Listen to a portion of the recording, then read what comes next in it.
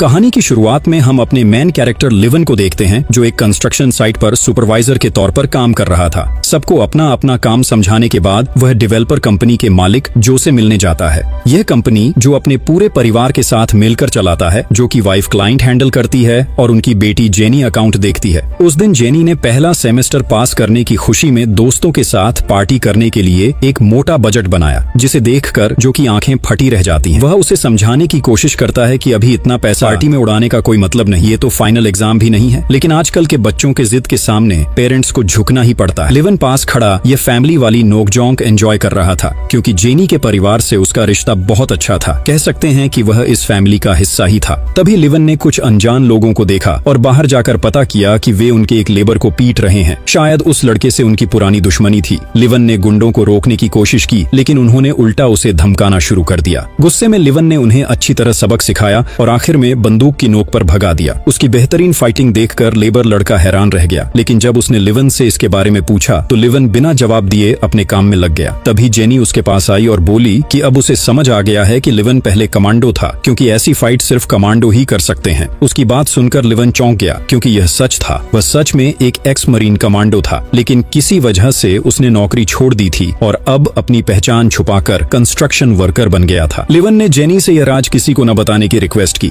और जेनी ने मान भी लिया, लेकिन एक शर्त रख दी। अगर वह कभी मुश्किल में फंसी तो लिवन को उसकी मदद करनी होगी। लिवन ने हामी भर दी। काम खत्म करके वह अपनी छोटी बेटी मैरी से मिलने गया। उसकी वाइफ का काफी पहले निधन हो चुका था और तब से मैरी की कस्टडी उसके नाना डॉक्टर रूथ के पास थी। लिवन ने कई बार कस्टडी पाने की कोशिश की, लेकिन रूथ पावर और पैसे में उससे काफी आगे था। फिर भी लिवन आसानी से हार मानने वाला नहीं था। वह पूरी ताकत से अपनी बेटी को पाने की कोशिश करता रहा। कोर्ट के आदेश से उसे हफ्ते में एक बार मैरी से मिलने की इजाजत थी। उस दिन जब वह मिलने गया तो देखा कि रुथ के घर पार्टी चल रही है। रुथ वैसे भी लिवन को पसंद नहीं करता था और नहीं चाहता था कि मैरी अपने पिता के करीब आए, लेकिन लिवन ने किसी की परवाह किए बिना मैरी को लेकर बाहर निकल गया। मैरी भी पिता का इंतजार करते करते भूखी थी, तो दोनों पहले एक रेस्टोरेंट गए। कुछ वक्त साथ बिताकर लिवन ने मैरी को घर छोड़ा और अपने वकील से मिलने चला गया। वकील ने साफ कह दिया कि उसके पास रहने का अच्छा इंतजाम नहीं है और कमाई भी कम है, इसलिए उसे कस्टडी का ख्याल छोड़ देना चाहिए। ऊपर से रुथ ने वकीलों को पैसे खिलाकर कोर्ट में साबित कर दिया कि लिवन मानसिक रूप से अस्थिर है और इसी वजह से उसे मिलिट्री से निकाला गया था। इसलिए कोर्ट कभी ऐसे आदमी को बच्चे की जिम्मेदारी नहीं देगा। लेकिन लिवन ने ठान लिया था कि वह चाहे कुछ भी हो मैरी की कस्टडी लेगा ही। अगले सीन में जेनी अपने दोस्तों के साथ क्लब में पार्टी करने गई। वहाँ एक बारटेंडर जॉनी की नजर उस पर पड़ी। कुछ देर बाद जब जेनी वॉशरूम गई तो जॉनी ने दूर से उसका पीछा किया और जैसे ही वह बाहर निकली, दो लोग उसे किडनैप करके गायब हो गए। वे लोग कौन थे और उनका मकसद क्या था, ये एक बड़ा रहस्य था, जिसे जानने के लिए हमें थोड़ा इंतजार करना पड़ेगा। 2 दिन बाद जब लिवन काम पर आया तो जो और उसकी वाइफ से जेनी के गुम होने की खबर सुनकर वह हैरान रह गया। जो को शक था कि जेनी का किडनैप हुआ है, लेकिन अब तक कोई फिरौती का कॉल नहीं आया था। उन्होंने पुलिस को भी सूचना दी थी, लेकिन उन्हें भरोसा नहीं था कि पुलिस कुछ कर पाएगी। इसीलिए जो ने लिवन से उसे ढूंढने की रिक्वेस्ट की और पैसे भी ऑफर किए। लिवन चाहे तो पैसे लेकर अपने काम में लगा रहता, लेकिन उसने मना कर दिया और कहा कि जहाँ पुलिस कुछ नहीं कर सकती वहाँ वह कैसे कर पाएगा। तब जो ने बताया कि उन्हें पहले से पता है कि लिवन एक कमांडो था। असल में जो का पिता भी मिलिट्री में था, इसलिए वह मिलिट्री वालों को पहचानता था। फिर भी लिवन ने मना कर दिया और कहा कि वह अब ये काम नहीं करता, इसलिए जेनी को नहीं ढूंढ सकता। लेकिन अंदर ही अंदर वह जेनी को लेकर परेशान था। आखिर वह भी तो एक पिता था और जेनी उसके लिए बेटी जैसी थी।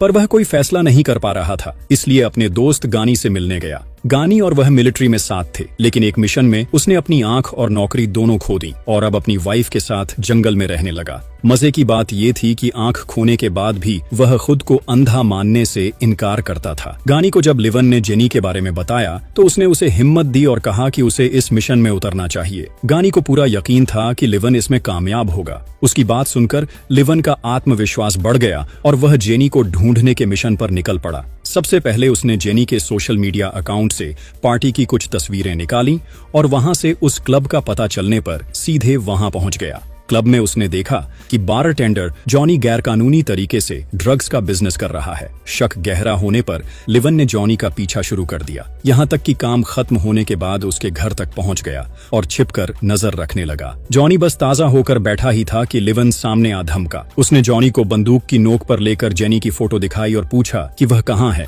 लेकिन जॉनी बिल्कुल नहीं डरा, बल्कि ताना मारते हुए बोला कि वह इस लड़की को नहीं जानता। रोज उनके क्लब में सैकड़ों लड़कियां आती हैं, वे ड्रिंक करने के बाद कहाँ जाती हैं यह उसका काम नहीं। लेकिन उसके हाव भाव देखकर लिवन का शक और गहरा हो गया। उसे लगा कि जॉनी कुछ जानता है, इसलिए वह उसे वॉशरूम में ले जाकर टॉर्चर करने लगा। दम घुटने पर जॉनी ने आखिरकार बोलना शुरू किया। उसने लिवन को चेतावनी दी कि वह जिन लोगों से उलझ रहा है उनके पास न सिर्फ उसे बल्कि उसके पूरे खानदान को मिटा देने की ताकत है। तभी बाहर आवाज आई। असल में जॉनी के दो दोस्त उससे मिलने आए थे। ये समझकर जॉनी चिल्ला पड़ा और उसके दोस्त अलर्ट होकर इधर उधर गोलियां चलाने लगे। लिवन ने जॉनी को ढाल बनाकर बाहर निकलने की कोशिश की, लेकिन गोलियों की बौछार में जॉनी मारा गया। इसके बाद लिवन ने उन दोनों को भी बेरहमी से खत्म कर दिया। वहाँ उसे काफी रकम मिली जो शायद उनके बॉस के लिए लाई गई थी। लिवन ने वह पैसा उठा लिया और निकल गया। अगले दिन पैसे की तलाश में जॉनी का बॉस इलो उसके घर पहुंचा। छिपकर यह सब देखते हुए लिवन को समझ आ गया कि इलो रूसी माफिया से जुड़ा है, मतलब वह अनजाने में रूसी माफिया से भिड़ चुका है। इलो हालात देखकर चौंक गया और जब उसे पैसे गायब मिले तो सोच में पड़ गया कि आखिर इतनी हिम्मत किसने की होगी। उसने अपने आदमियों को हुक्म दिया कि उस आदमी यानी लिवन को ढूंढ निकालें।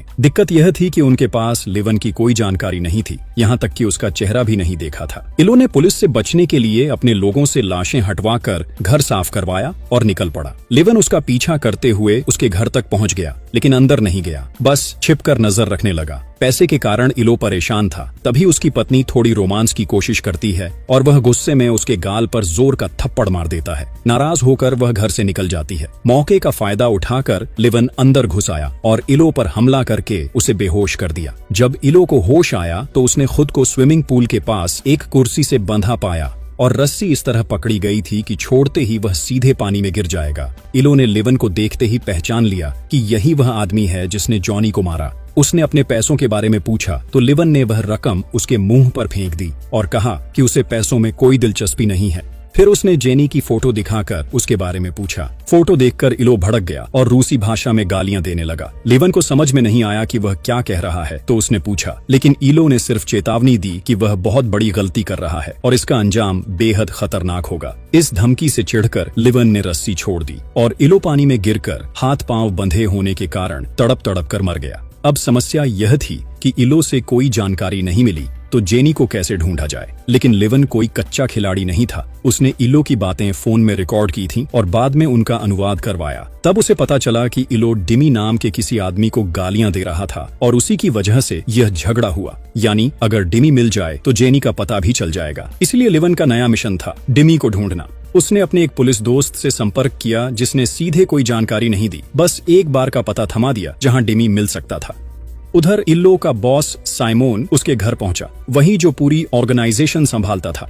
इल्लो को मरा देखकर साइमोन दुखी हो गया क्योंकि वह उसे छोटे भाई जैसा मानता था। उसने अपने आदमियों को हुक्म दिया कि किसी भी तरह लिवन को ढूंढो। इसी बीच लिवन डिमी की तलाश में एक घर के पास पहुंचा और वहां नजर रखने लगा। वहीं हम सीसीटीवी मॉनिटरिंग रूम में आर्टिमिस नाम की उस लड़की को देखते हैं जिसने क्लब से जेनी का किडनैप किया था। असल में आर्टिमिस और उसकी साथी वाइपर का काम था अलग अलग क्लब से खूबसूरत लड़कियों को अगवा करना और बारटेंडर जॉनी जैसे एजेंट उन्हें क्लब में आई लड़कियों की जानकारी देते थे। मौका मिलते ही वे लड़कियों को उठा ले जाते थे ताकि उन्हें अपने क्लाइंट्स की जबरन सर्विस करने पर मजबूर किया जा सके। जेनी को भी इसी काम के लिए लाया गया था। आर्टिमिस ने सीसीटीवी में लिवन के पास पिस्तौल देखी तो उसे लगा कि वह पुलिस वाला है। उसने अपने असिस्टेंट को लिवन के पास भेजा। लिवन ने उसे ढेर सारे पैसे दिखाकर उनके बॉस से मिलने की बात कही। पैसा देखकर वह उसे बॉस डैनी के पास ले गया, लेकिन डैनी ने बात करने के बजाय अपने आदमियों को लिवन पर छोड़ दिया। हमला होते ही लिवन ने अकेले ही सभी को बुरी तरह पिटकर ढेर कर दिया। लिवन की अद्भुत फाइटिंग स्किल देखकर डैनी दंग रह जाता है। तभी अचानक उसकी नजर लिवन के एक टैटू पर पड़ती है और वो फौरन अपने आदमियों को रुकने का इशारा करता है। असल में डैनी खुद भी एक आर्मी ऑफिसर रह चुका था। इसी वजह से वो तुरंत समझ जाता है कि लिवन एक कमांडो है। डैनी अपनी पहचान बताकर लिवन से उसका मकसद पूछता है। लिवन कहता है कि वो ड्रग्स का बिजनेस करना चाहता है। उसे एक बेहद महंगा और रेयर ड्रग चाहिए। वो डैनी से साफ कह देता है कि हर हफ्ते उसे कम से कम 2 किलो ड्रग्स चाहिए। ये सुनकर डैनी को थोड़ी हैरानी होती है क्योंकि इस तरह के ड्रग्स कोई इतनी भारी मात्रा में नहीं लेता, लेकिन लिवन उसे समझाता है कि वो इस धंधे में नया नहीं है, उसके बहुत सारे कस्टमर पहले से हैं, बस उसके पुराने डीलर का कोई अता पता नहीं चल रहा, इसलिए उसे मजबूरन नए डीलर की तलाश करनी पड़ी है। डैनी उसकी बातों पर यकीन कर लेता है और अगले दिन एक कॉफी शॉप में मिलने के लिए उसे बुलाता है। अगली सुबह लिवन वहां पहुंचता है, जहां पहले से ही आर्टिमिस और उसका असिस्टेंट उसका इंतजार कर रहे होते हैं। वो लोग उससे पैसे लेकर उसे एक मोबाइल थमा देते हैं और कहते हैं कि ड्रग्स की डिलीवरी की जानकारी उसे इसी फोन पर मिलेगी। लिवन फोन लेकर निकल ही रहा होता है कि अचानक कॉल आती है। उसे बताया जाता है कि उसकी कार की सीट के नीचे ड्रग्स का एक सैंपल पैकेट रखा गया है। अगर वो 2 दिन के भीतर इसे बेचकर दिखा दे तो आगे बड़े डील पर बात होगी। ये सुनकर लिवन निराश हो जाता है, क्योंकि उसे साफ समझ आ जाता है कि इस तरह वो कभी भी डिमी तक नहीं पहुंच पाएगा। वो सैंपल पैकेट सड़क किनारे फेंक देता है और आगे बढ़ जाता है। दूसरी तरफ जेनी को सजाकर संवार कर एक वीआईपी क्लाइंट के पास भेजा जाता है। उसकी खूबसूरती देखकर क्लाइंट फौरन दीवाना हो जाता है, लेकिन जैसे ही वो उसके करीब आने की कोशिश करता है, जेनी अचानक उसके गाल पर जोरदार काट लेती है और उसका रोमांस का सपना चूर चूर हो जाता है। दरअसल उसे बेहोश करने के लिए क्लोरोफॉर्म दिया गया था, मगर जेनी ने चालाकी से अपनी सांसें रोक ली थीं, जिससे दवा का असर उस पर नहीं हुआ।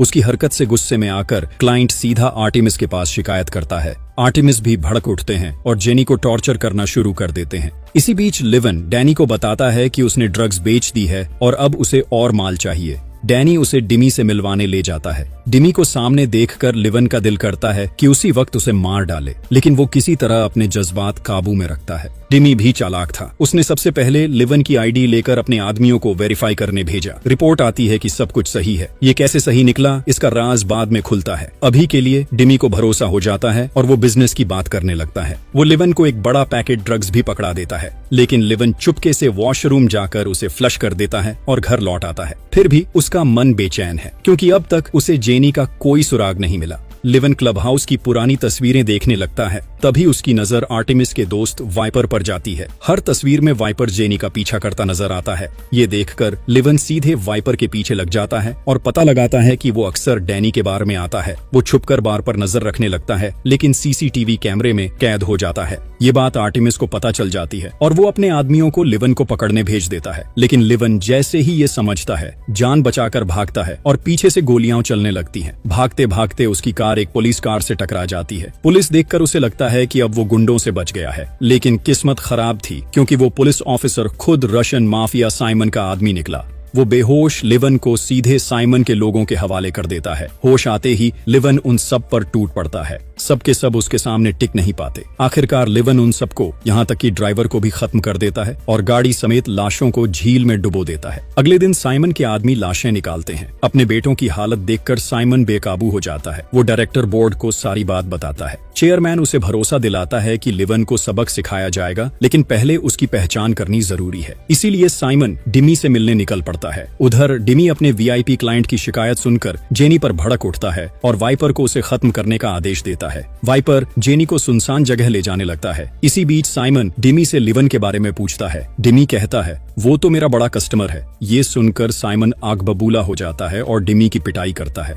फिर बताता है, तुम्हारा बड़ा कस्टमर ही है जिसने मेरे दोनों बेटों को मारा है और अब अगला निशाना तुम खुद हो। यहीं एक बड़ा खुलासा होता है, डिमी असल में योलो का बेटा है। साइमन की बातें सुनकर डिमी घबरा जाता है और लिवन की आईडी उसे दे देता है। साइमन उस आईडी से लिवन को खोजने की कोशिश करता है, लेकिन कुछ हाथ नहीं लगता। असल में लिवन इतना बेवकूफ नहीं था कि अपनी असली आईडी दे। फिर भी काफी मशक्कत के बाद साइमन लिवन और उसके परिवार की जानकारी निकाल लेता है। अगले दिन अचानक लिवन को मेरी के स्कूल से कॉल आता है। उसे बताया जाता है कि काफी देर पहले स्कूल की छुट्टी हो चुकी है, लेकिन अब तक कोई मेरी को लेने नहीं आया। ये सुनकर लिवन फौरन पहुंचता है और मेरी को पिक करता है, मगर उसके मन में ख्याल आता है, मेरी के नाना रूथ क्यों नहीं आए? वो तो कभी देर नहीं करते। मैरी अपने फोन से रूथ की लोकेशन चेक करती है और बताती है, नाना तो घर पर ही हैं। ये सुनते ही लिवन बेचैन हो जाता है और घर की तरफ दौड़ता है। वहाँ पहुंचकर देखता है पूरा घर आग की लपटों में घिरा है। साफ था कि ये काम साइमन का ही है। लिवन बिना सोचे समझे आग में कूद जाता है। मैरी ये देखकर सहम जाती है। खुशकिस्मती से रूथ जिंदा निकल आते हैं, लेकिन शुक्रिया कहने की बजाय उल्टा लिवन को ही कोसने लगते हैं कि ये सब उसकी वजह से हो रहा है। लिवन खामोश रहता है, जबकि मैरी अपने नाना का विरोध करती है और उन्हें याद दिलाती है कि आज वो जिंदा हैं तो सिर्फ लिवन की वजह से।